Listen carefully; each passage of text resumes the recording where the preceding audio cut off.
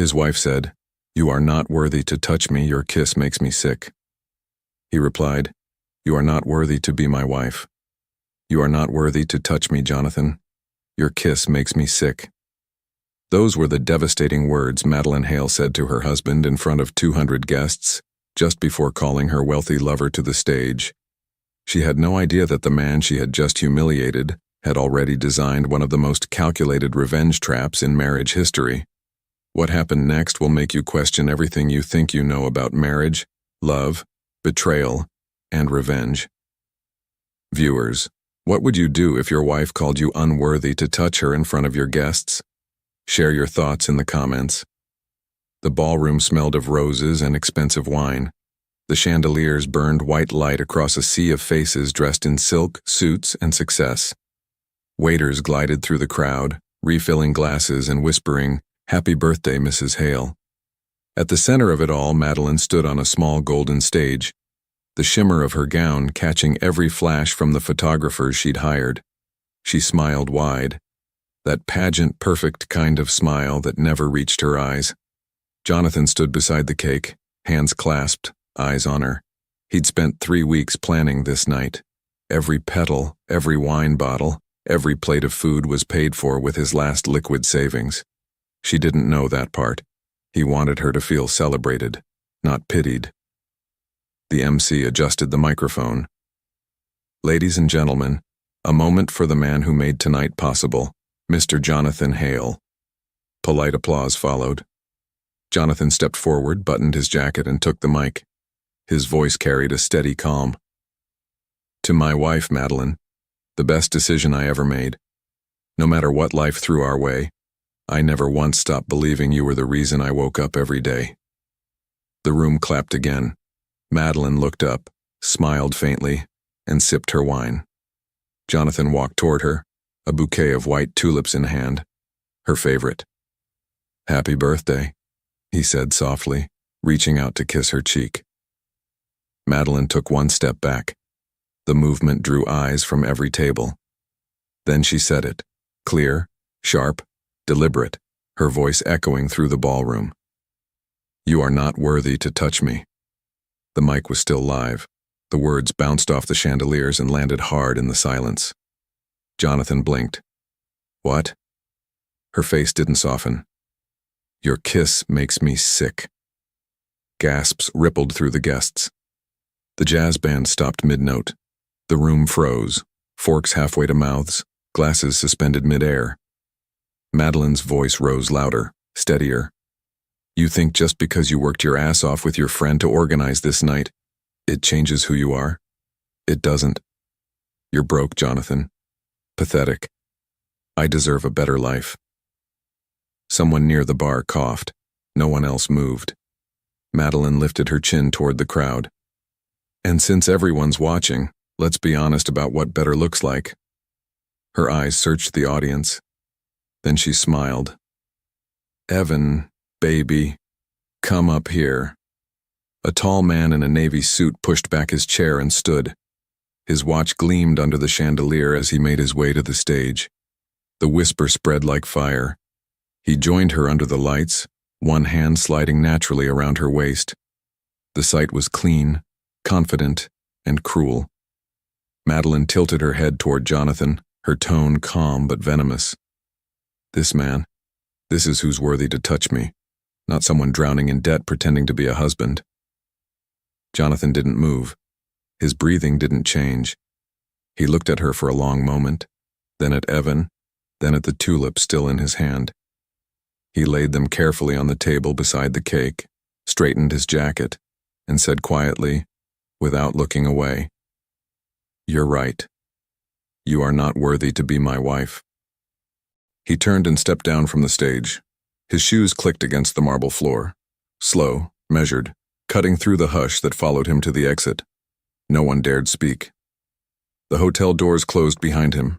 The night air hit his face, cold and sharp, carrying the faint echo of laughter that rose again inside. Her laughter, loud and satisfied. He walked to his car, unlocked it, and sat behind the wheel. His reflection stared back from the windshield, still, composed, but empty. Inside, the music started again. The band pretended nothing had happened. The guests raised glasses and murmured their toasts, desperate to keep the illusion alive. Jonathan drove without music, his eyes fixed on the road ahead. The city lights glided over the windshield, flickering across the bruised tulips on the passenger seat. His jaw was tight, his breathing even. Somewhere between Tremont Street and Commonwealth Avenue, the sound of her voice from the ballroom replayed in his head, sharp, polished, cruel. He didn't blink. He just drove. Traffic lights flashed red. He stopped. The silence inside the car was too clean, too perfect. That's when his memory drifted to 3 months ago. Jonathan had come back early from a board meeting. Hale Technologies had just closed another acquisition. He wanted to surprise Madeline with lunch at her favorite spot downtown. He'd parked the Bentley in the driveway and entered quietly, carrying a bouquet of pink peonies. The smell of champagne drifted through the living room. Voices followed, hers and another woman's. He paused by the archway. Madeline's friend Harper was saying, "You're lucky, Maddie. Any woman would kill to have a man like him. Jonathan's one of the few good ones left." Madeline laughed, soft but sharp. "Lucky? I'm not lucky, Harp. I'm strategic." Jonathan froze, her tone careless, almost playful. "Let's be honest. I'm only with him for the money. You think I'd be living in this kind of house if he was poor?" Harper laughed nervously. "You don't mean that." "I do," Madeline said. "If he ever lost it all, I'd be gone before breakfast. I didn't marry him to start over. I married him because he'd already made it." The glass clinked against porcelain. The sound cut through the room like a pin through glass. Jonathan stepped back quietly, setting the flowers on the console table.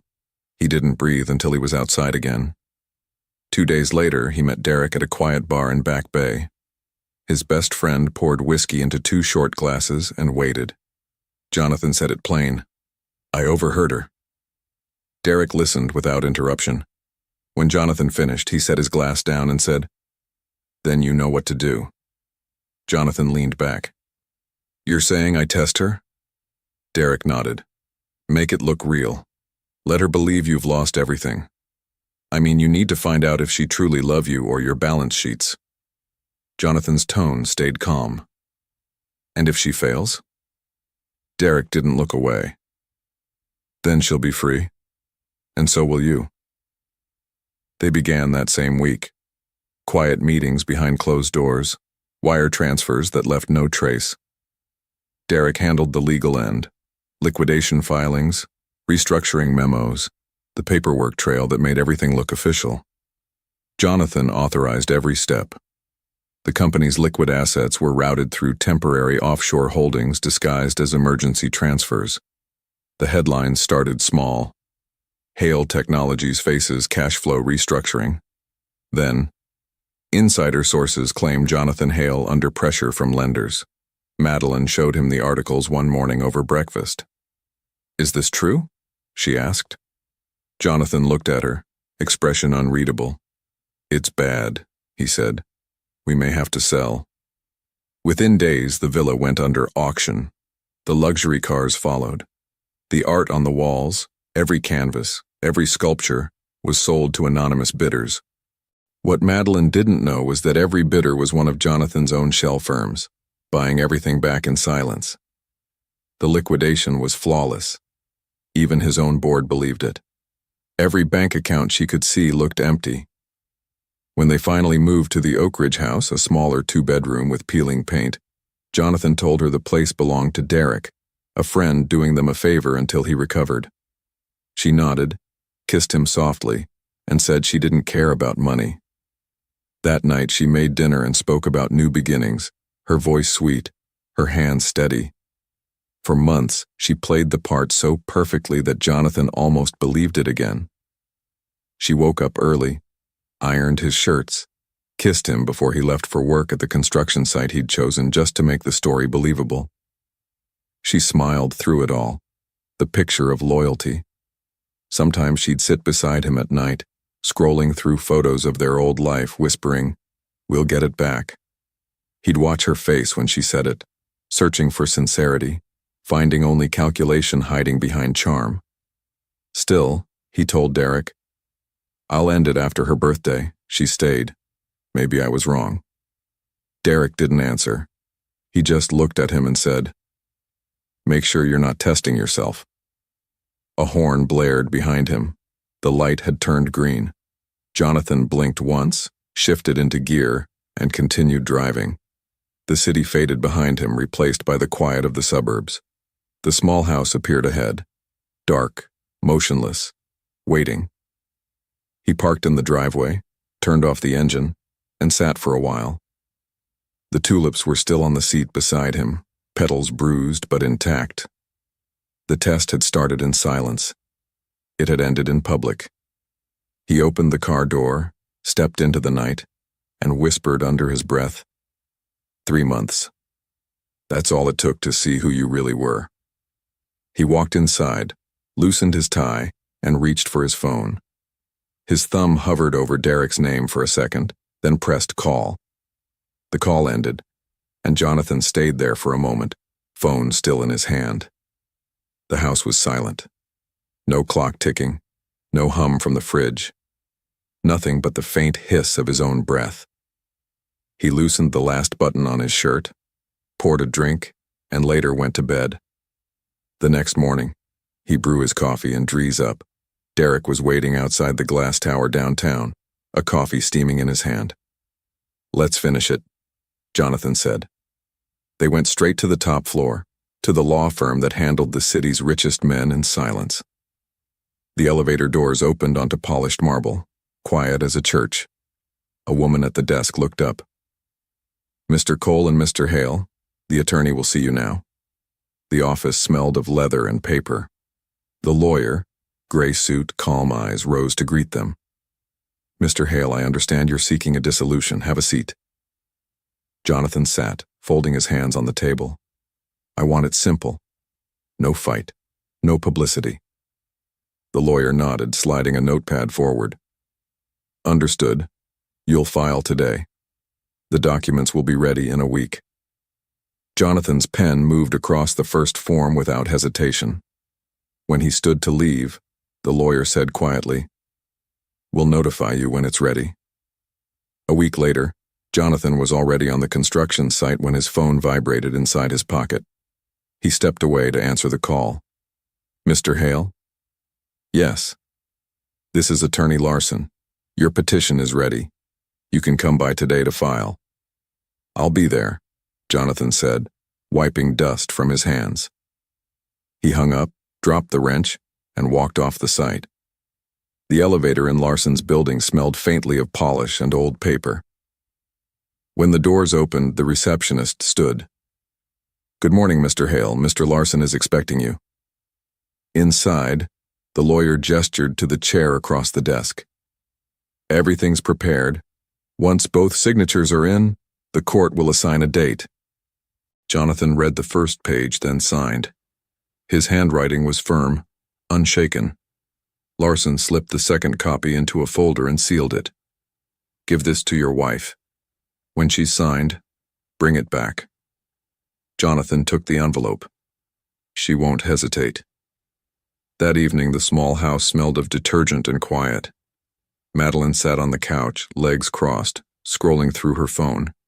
Jonathan set the envelope on the table. She glanced at it. "What's that?" "Divorce papers," he said. She tore the seal open, flipped through the papers, and laughed softly. "So this is it, huh?" "This is it." She found the final page, clicked the pen, and signed her name with a flourish. "Finally," she said, pushing it back toward him. "Freedom looks good on me." Jonathan folded the documents, slid them back into the envelope, and picked up his keys. She smiled faintly, eyes still on her phone. "I'm sure I will."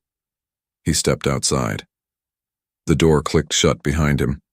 A month later, the courtroom air was heavy with perfume and paper. Couples waited on benches. Names were called, voices low. When the clerk announced, "Jonathan Hale and Madeline Hale," they rose together. The judge adjusted his glasses, skimming the file. Both parties have signed and agreed to the terms? Yes, Your Honor, his attorney said. The judge made a note, signed, and handed the decree to the clerk. Divorce granted. The marriage is hereby dissolved. The gavel struck once. Madeline exhaled, smiling, the picture of satisfaction. She gathered her purse and said under her breath, "Finally out of this misery." Jonathan didn't reply. Outside, the sun flared across the courthouse steps. Evan's black sedan waited by the curb, window half down, engine idling. Madeline paused only long enough to adjust her sunglasses before walking toward it.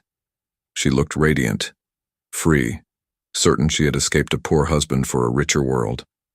The door closed behind her. The car merged into traffic. Jonathan watched until the taillights disappeared. Then he unfolded the decree, looked at the stamp, and folded it again. His face gave nothing away. He turned, walked down the steps, and headed for the street, the paper tucked inside his jacket, the last trace of a marriage she'd never valued, and the quiet beginning of what she would never see coming. 2 weeks later, the morning news rattled every trading floor in Boston.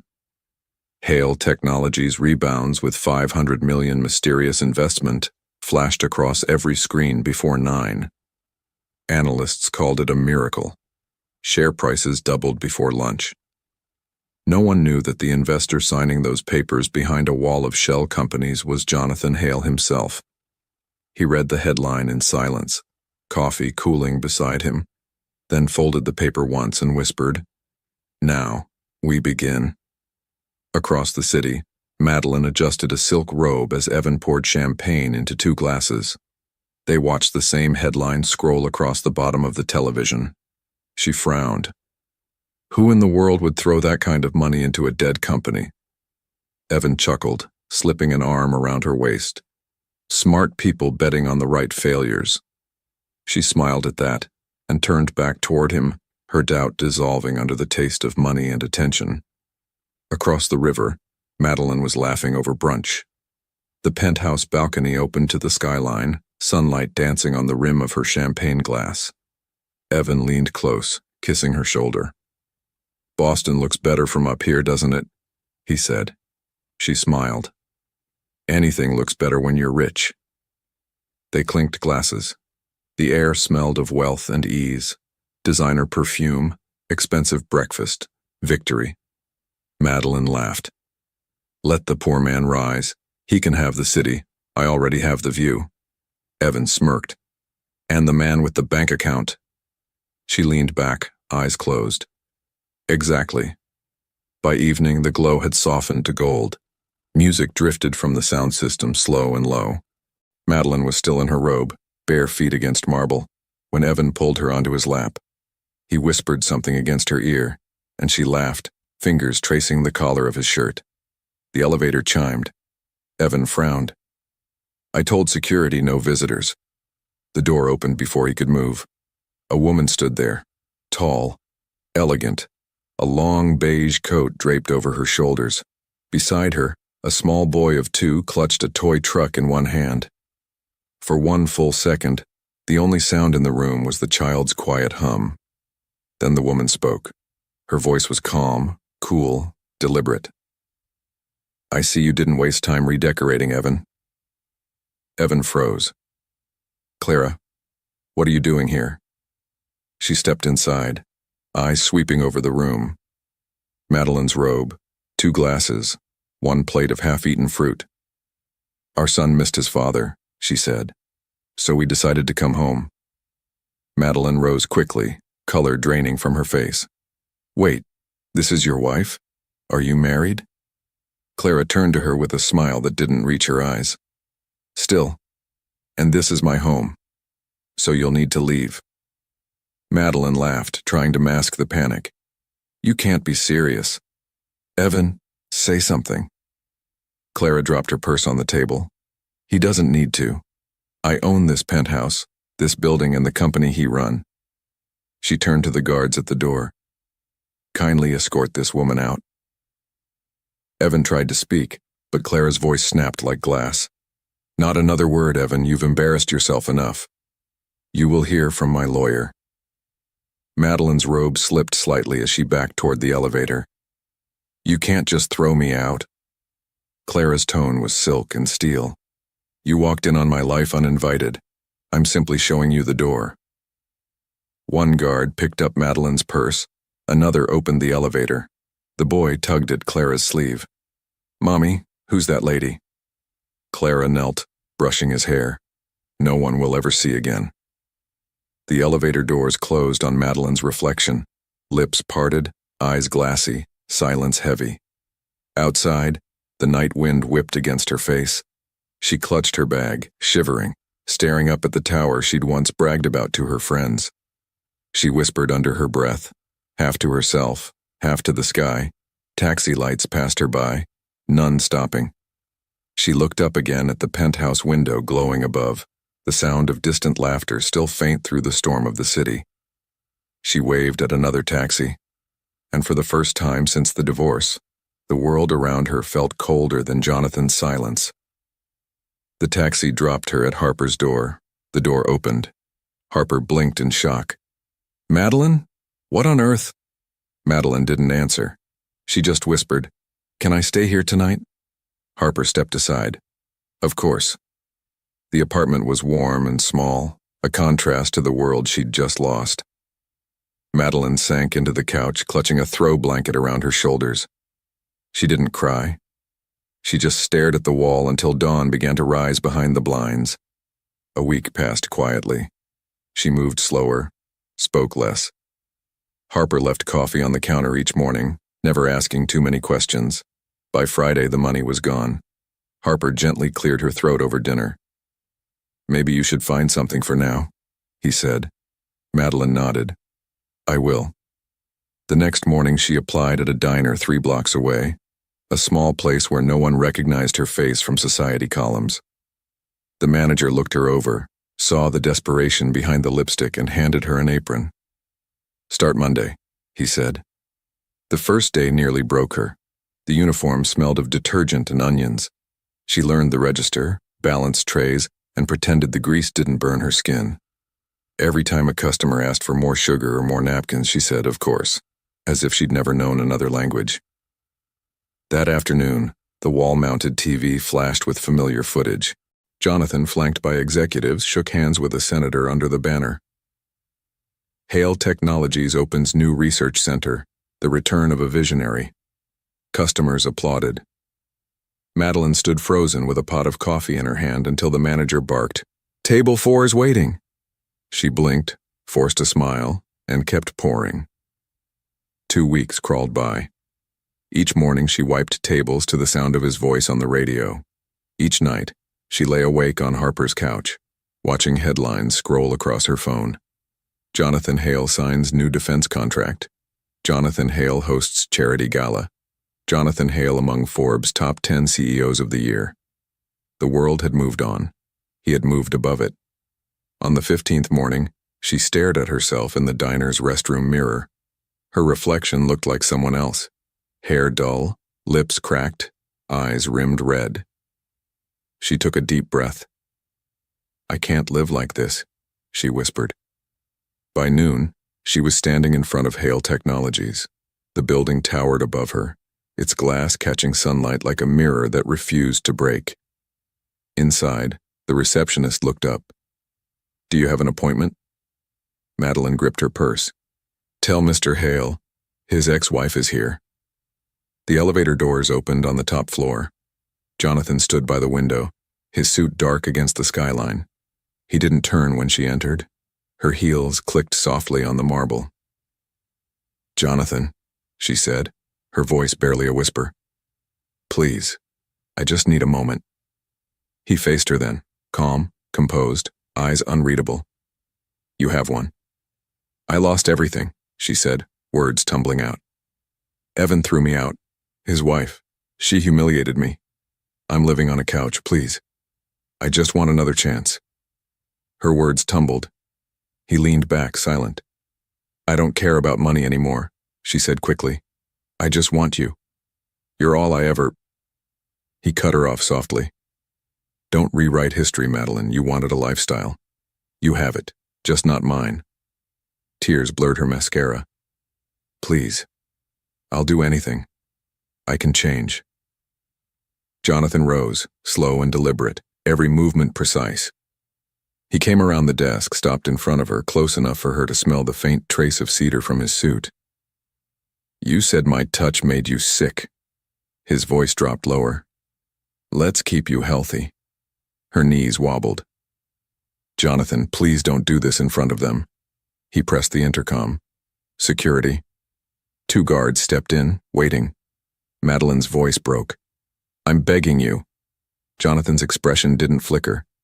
Begging suits you. Keep practicing.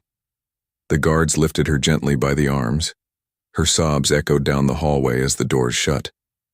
Jonathan stood by the window again, the skyline glittering beneath him. Viewers, do you think Madeline deserves a second chance with Jonathan? Drop your thoughts in the comments and don't forget to like and subscribe for more interesting and true-to-life stories.